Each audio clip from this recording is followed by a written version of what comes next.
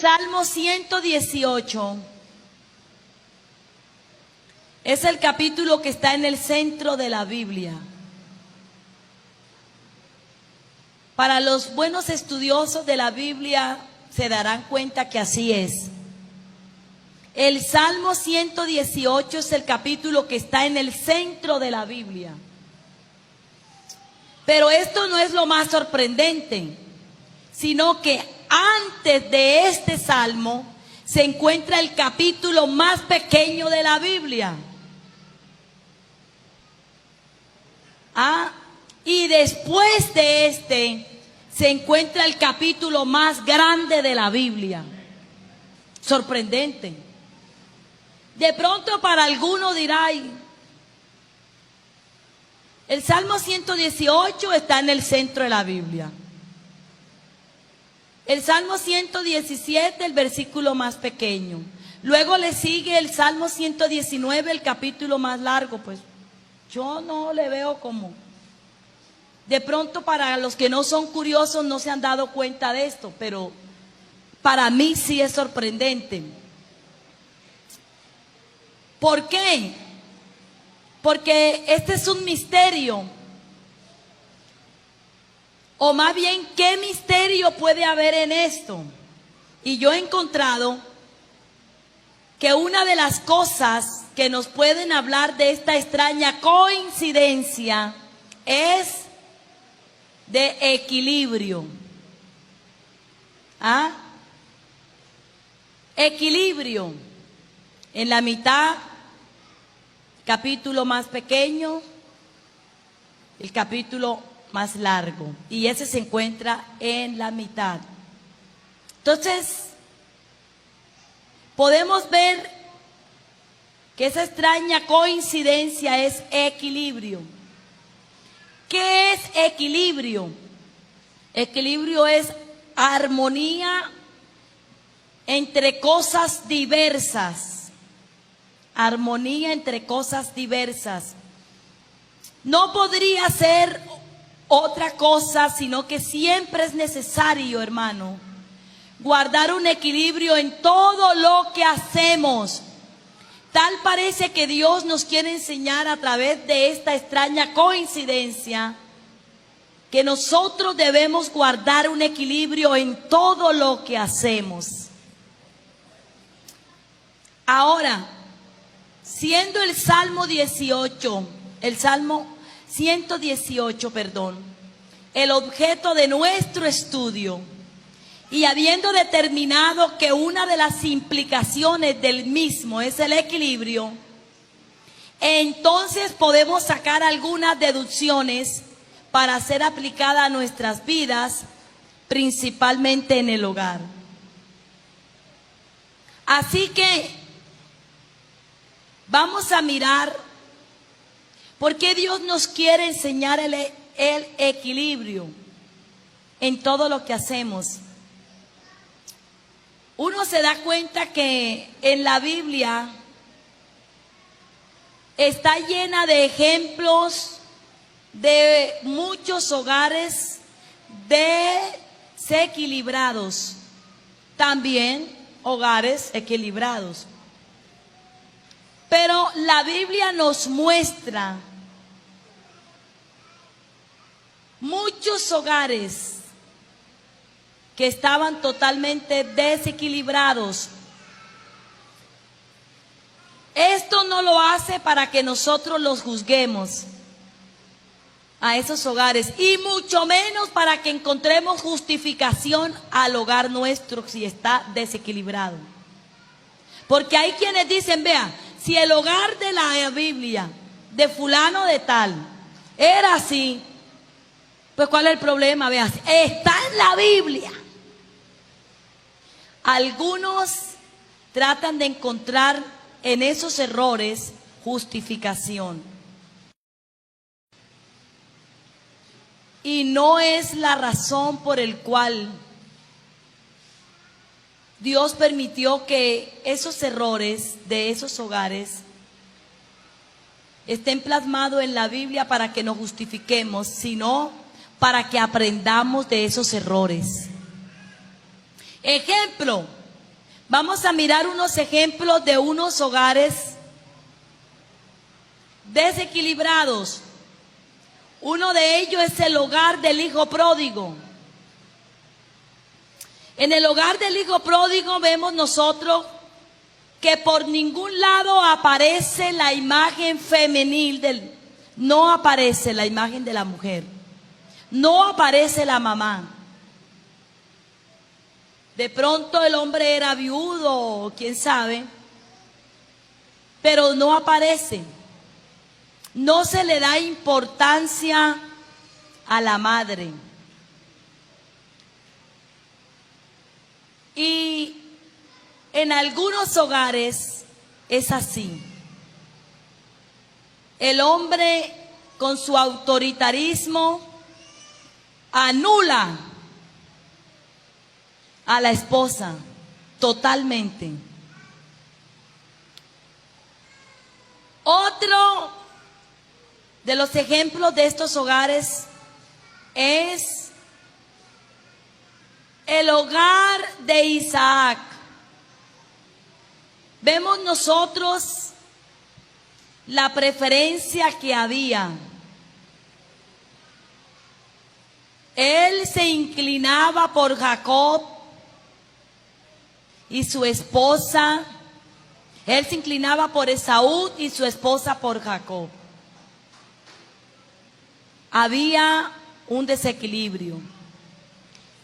Y este desequilibrio lo llevó a tener problemas, a que hayan problemas entre hermanos. Tenemos que tener mucho cuidado, hermano. El desequilibrio es mortal. Por eso Dios nos enseña a través de esta coincidencia, para mí, pero no para Dios, el equilibrio. Vemos nosotros que en la casa de Jacob, la misma, Jacob se inclinó por sus hijos menores.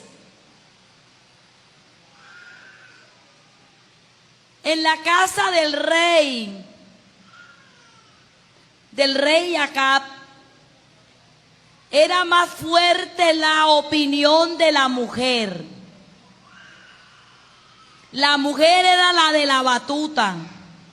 La mujer era la que mandaba. Y eso llevó al rey Acab a cometer muchos errores, entre ellos la apostasía que permitió entre el pueblo. La idolatría terrible, porque su esposa era una pagana. Así que él le cedió a ella el trono prácticamente. Él le cedió el timón. Hermano, nunca suelte el timón, por favor. Hemos estado hablando de eso. La mujer, dice la Biblia que uno de los propósitos por el cual hizo la mujer es para que fuera ayuda idónea, no ayuda errónea. Es que usted tenga una ayuda idónea en su casa,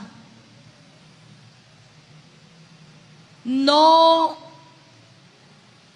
una ileona. Y la palabra ayuda en la raíz hebrea quiere decir alguien que protege, alguien que rodea, alguien que habla, alguien que cuenta, alguien que se contrapone. Fíjese usted lo que significa ayuda, para qué fuimos hechas nosotras. Por eso le dije que antes que la ciencia lo descubriera, a través de los llamados psicólogos, que los psicólogos son los que estudian, la psicología es la ciencia que estudia el comportamiento de los seres humanos. El hombre ha tenido que estudiar el comportamiento de los seres humanos para entenderlo. Dios fue el que lo hizo, Dios sabe. Así que antes de que los psicólogos descubrieran esa capacidad de la mujer de hablar, de comunicación, ya Dios lo había dicho, porque ayuda viene de la raíz hebrea que significa alguien que habla, alguien que cuenta, alguien que rodea, alguien que se contrapone. Dando a entender con esto que nosotras estamos puestas, porque en ese entonces el hombre salía a trabajar fuera, la mujer quedaba en casa. Así que la mujer, cuando el hombre llegaba, ella contaba todo lo que hacía su familia. Por eso dice alguien que cuenta, alguien que habla. Por eso Dios la capacitó con esa habilidad más del habla. Alguien que se interpone, que se contrapone, da a entender que es la que está pendiente ahí, para que cuando de pronto el esposo piense meter la cabeza por donde no es, ella se pone ahí y dice: no, mijo, por ahí no es. Ese negocio, mijo, tenga cuidado. Ojo, mijo, no se vaya a comer lo que es de Dios, porque nos echa a todos por la borda. Sufrimos todos. Mijo, tenga cuidado. Si usted lo piensa hacer en últimas, sepa que no estoy de acuerdo. Pero la decisión siempre la toma el hombre. Por eso el hombre nunca le entrega el timón a la mujer. Vaya ahí. Escúchela, examine. Y si usted es un hombre espiritual, Dios le va a dirigir. Y si usted tiene al lado una mujer que usted sabe que es sabia, que es espiritual, que agrada a Dios, entonces va a estar pendiente de los consejos que ella le dé, para examinarlos. Así que en estos hogares que acabamos nosotros aquí de hablar o mencionar, había un desequilibrio total.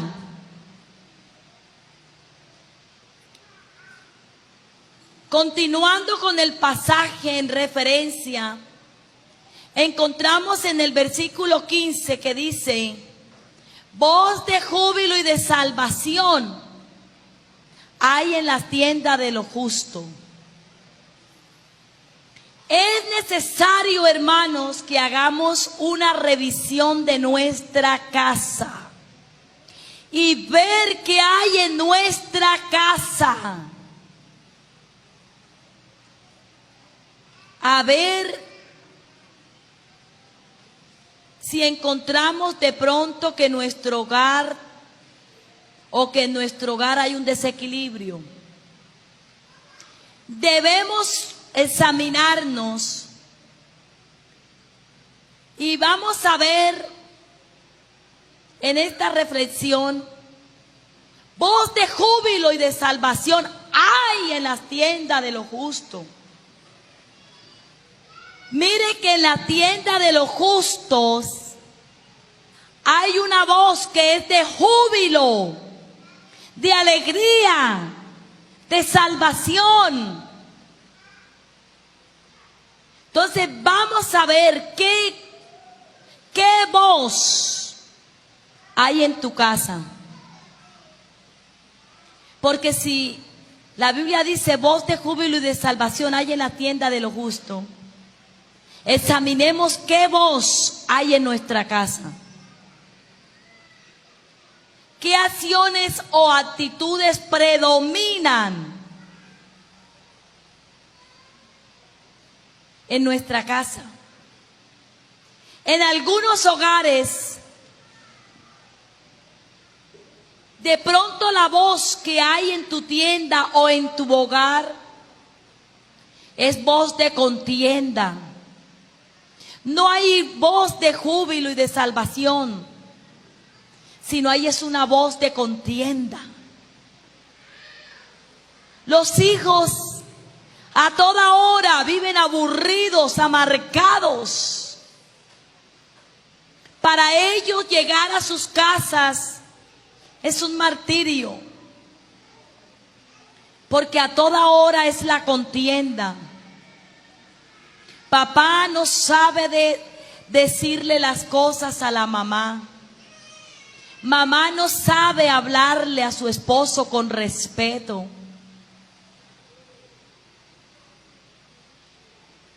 Y a diario es una contienda. Esa es la voz que de pronto hay en tu tienda. En otras tiendas, de pronto la voz que hay es voz de rencor. Hay un rencor ahí guardado. En algunas tiendas de pronto la voz que hay es de resentimiento. Hay mujeres que guardan un resentimiento hacia su esposo. Están resentidas con ellos por algo que sucedió de pronto hace rato, pero están resentidas. Hay hombres resentidos, hay hijos resentidos. En otros hogares, la voz que se escucha es voz de amargura. Tengamos cuidado con la voz de amargura. La amargura es muy difícil de desarraigar. La amargura tiene su comienzo y comienza con una ofensa que no se arregló antes de que el sol se ocultara.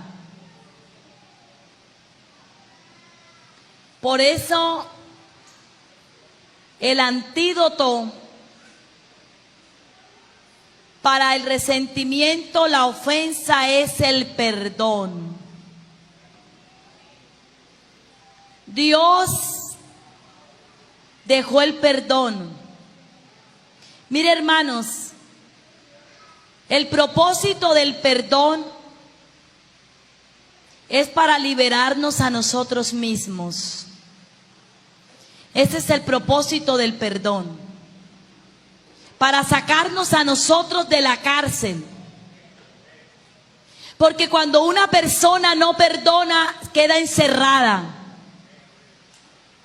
Escúchame bien, la amargura, el odio, el rencor no encierra al ofensor. Encierra es al ofendido.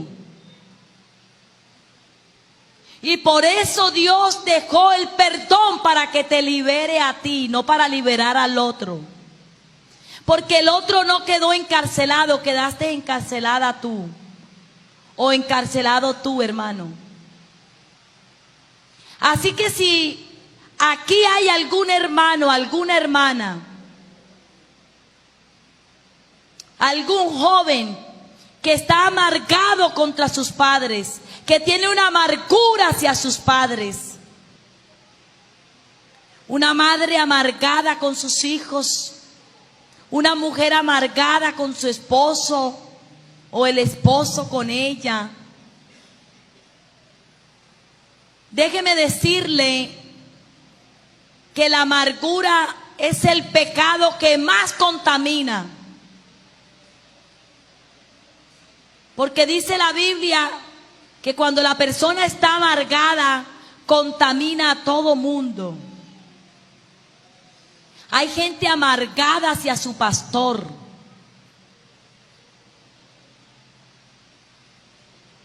Tienen una amargura.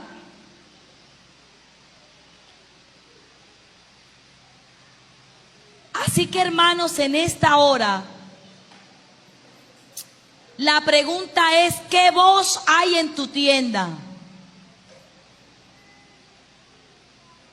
Si tienes una amargura, un rencor, un resentimiento, es hora de que cambies esa voz por una voz de perdón. El perdón no significa olvidar.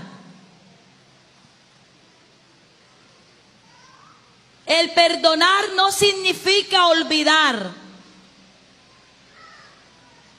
No, Señor. El perdonar quiere decir que tú te acuerdas, pero no te duele. Ese es el perdón. Hay quienes dicen: Señor, ayúdame a olvidar esta ofensa. No va a suceder. Es que ayúdame a olvidar lo que ese hermano me hizo. No va a suceder.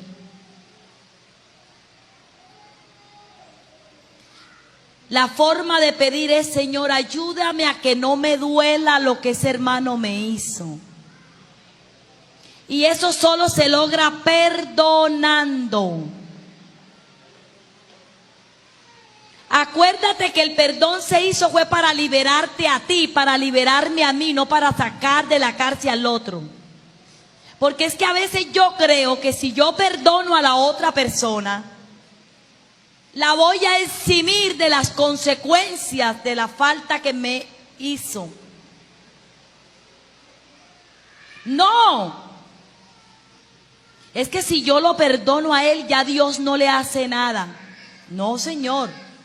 Eso no lo exime. Eso déjaselo a Dios. Libérate tú. Libérate tú.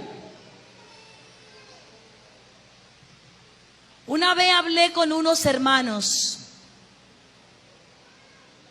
que tenían años de amargados.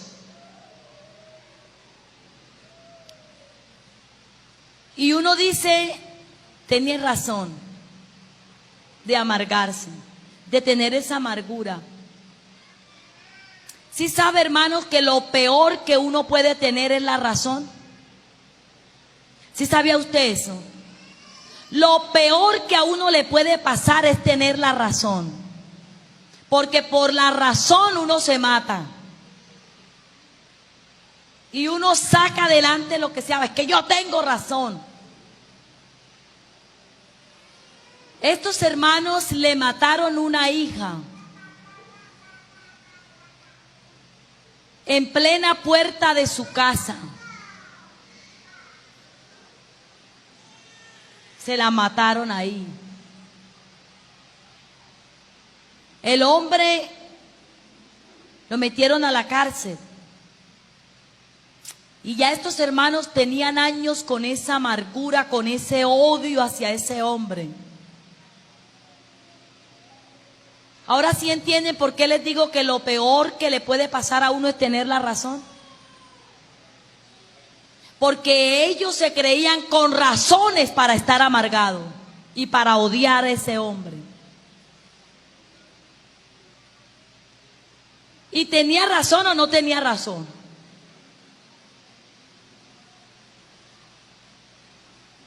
Pero Dios va más allá de los sentimientos y de la razón. Y ellos por la razón vivían amargados.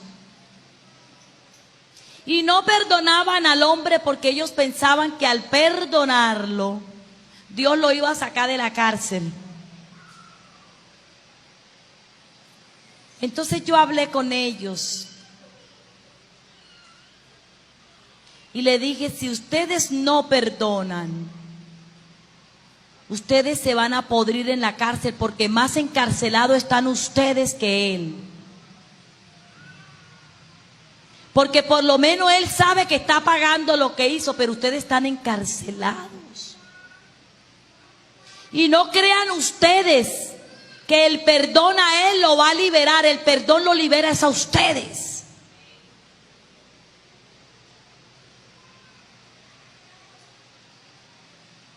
Empiecen a decirle al Señor que les ayude a perdonar. Porque así no se puede vivir una vida cristiana. Por muy duro que haya sido la ofensa. Por eso el Señor Jesús dijo: aprended de mí que soy manso y humilde de corazón.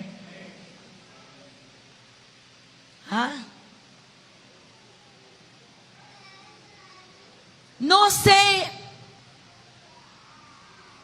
si aquí hay algunos que se les ha hecho tan difícil perdonar y por eso no han podido salir adelante, por eso no han podido amar a su esposo como debe ser, porque cada vez que quieren, que hacen un esfuerzo de ser buenas esposas, se acuerdan de eso que les hizo y hasta ahí queda frenado. Pues déjame decirte que si eso es tu caso, estás malgastando tu tiempo, porque el pasado, pasado es. Y la persona que no entierra al pasado, el pasado lo entierra a él. Porque con el pasado no se puede hacer nada. El pasado para lo único que sirve es para corregir el presente, para que nos espere un mejor futuro. Nada más. Por eso el salmista dijo: hoy es el día de salvación. Dice: este es el día que hizo Jehová. Por tanto, en él nos alegraremos. Es hoy. No es mañana. No fue ayer. Hoy es el día que hizo Jehová. ¿Qué quiere decir eso? Que por qué estás amargada con el ayer. ¿Por qué estás amargado por el ayer? El ayer ya pasó. Por eso Dios vive un eterno presente. Dios no vive el ayer ni vive el futuro. Dios vive un eterno presente. Este es el día que hizo el Señor, Y tú no te entregas a tu familia. Tú no puedes darle amor a los tuyos. Tú no puedes demostrarle amor a tu esposo, a tu esposa, porque te tiene atado a la amargura por lo que él te hizo o por lo que te hicieron ayer. Y eso no te deja vivir, te está matando. No está matando al ofensor, te está matando a ti. Así que, ¿qué clase de voz hay en tu tienda? Voz de desaliento de pronto. Voz de reproche.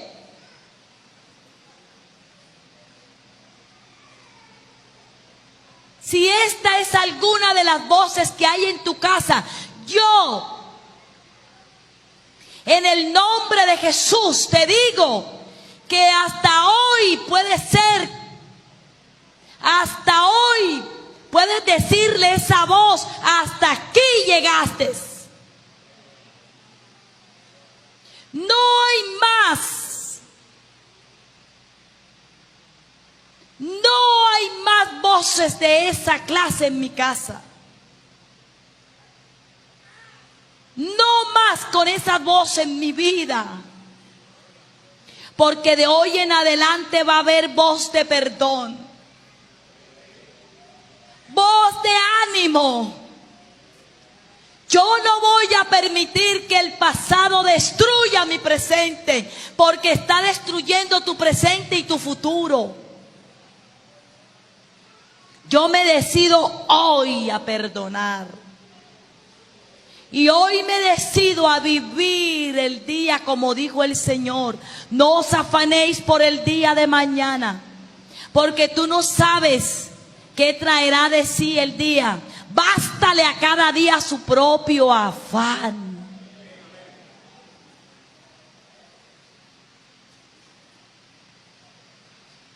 ¿Cuántos hermanos dicen, hoy no hago tal cosa? Yo pienso con mi esposa esto y esto, pero hoy no, mañana. Con mis hijos pienso tal, no, pero hoy no hago nada, mañana. Tú no sabes si mañana vas a tener vida. Por eso hoy es el día que debo decirle a mis hijos que los amo. Por eso hoy es el día que me debo entregar con todo a mi esposo. Por eso hoy es el día que debo hacerle sentir cuán importante es en mi vida. Porque yo no sé si mañana tenga oportunidad. Hoy. Es hoy, no es mañana. Que tus hijos puedan sentirse alegres por la voz que escuchan en su tienda. ¿Será que tus hijos que están aquí pueden decir qué clase de voz es la que escuchan siempre en su casa? ¿Será que ellos donde están diciendo, sí, hermana, la voz de reproche, la voz de contienda, la voz de rencor, la voz de envidia, la voz de grito, todo es gritería en la casa? Allá no se habla, allá se grita. Pues esta puede ser la noche en que puede ser cambiado todo eso. Colóquense en pie. Voz de júbilo y de salvación hay en las tiendas de los justos. La diestra de Jehová hace proezas. La diestra de Jehová sublime es. Cuando en mi tienda hay esa clase de voz, porque dice que es en la tienda de los justos, de aquel que teme a Dios, de aquel que pone en práctica sus enseñanzas. Por eso es que hay una voz de júbilo, de alegría. Allí se respira salvación. Ahí nuestros hijos se sienten felices. Nuestros hijos saben que el hogar es un oasis en medio de un desierto. Que cuando ellos están en la calle, allá en el trabajo, o en la escuela, o en la universidad, anhelan llegar a casa, porque en la casa hay una voz de júbilo. Porque en la casa se respira salvación. Porque en la casa se respira amor. Porque en la casa se respira comprensión. Porque papá y mamá son personas espirituales. ¿Que tienen sus conflictos? Me imagino que sí. Pero que nunca delante de nosotros lo manifiestan, porque ellos saben a quién ir y cómo hacer para solucionar sus conflictos. Por eso nosotros vivimos en una tienda donde hay voz de júbilo, no porque tiene ausencia de conflictos, sino porque mis padres han aprendido a enfrentar sus conflictos. Aleluya. Hermanos, dejemos de ser evangélicos de palabra. Seamos cristianos de práctica, para que esa voz impregne al vecino, para que esa voz impregne al cuñado, para que esa voz impregne al barrio, para que esa voz salga de la casa. Y los vecinos puedan decir: yo quiero esa voz en mi casa, ¿dónde la puedo conseguir? Entonces tú le puedas decir: el que emite esa voz es Jesucristo.